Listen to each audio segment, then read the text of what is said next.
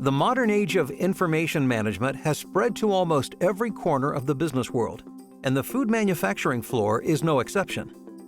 One of the key drivers for the digitization of food safety data has been the promise of risk reduction through increasing the speed and accuracy of identifying those risks.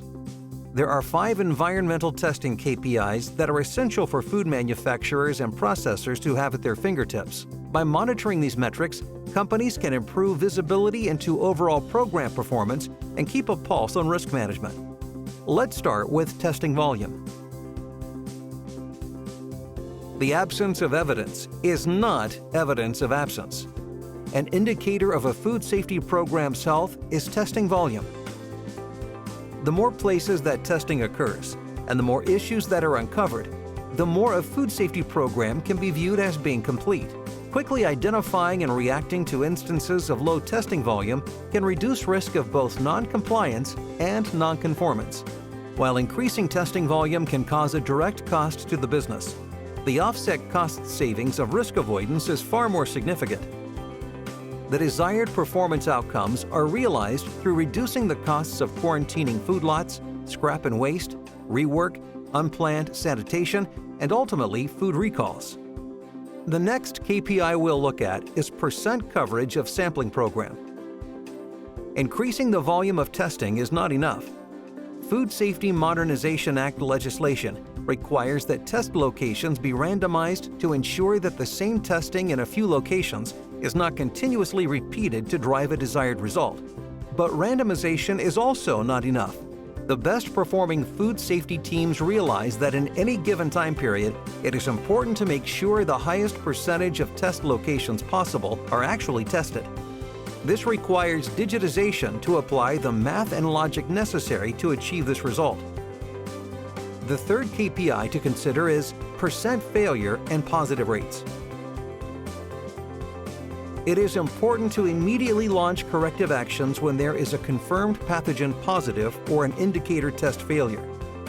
But presumptive positives and marginal test results may trigger needless corrective actions, adding expense and draining resources. A continuous view of percent failure and positive rates allows a food safety team to determine where the data about real issues may be trending in the wrong direction. This helps to focus resources on addressing the issues that are more likely to cause major problems if left unattended. Which brings us to KPI number 4, average days to close corrective actions. The performance of any food safety program depends on a combination of accuracy and speed. Corrective actions that languish in mid-process can have a negative impact on the business. This can delay or stop operations due to an affected piece of equipment.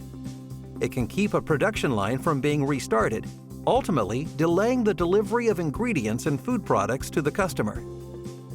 A digitized process ensures that leadership can see where corrective action protocols are being executed or delays are occurring. This can alleviate costly outcomes while ensuring that each step of a corrective action protocol is completed, while also keeping your audit prep to a minimum. The final KPI we'll look at is time to information. This is a new KPI, born of the digital age. Before digitization, a weekly process involved the collection of test result information in spreadsheets to be delivered at the Monday management meeting. This means that issues could be ongoing, costing time and elevating risk during the gap between information collection and the Monday meeting. Enabled by digital transformation, testing workflows and results can generate alerts that are automatically sent to the appropriate stakeholders in real time.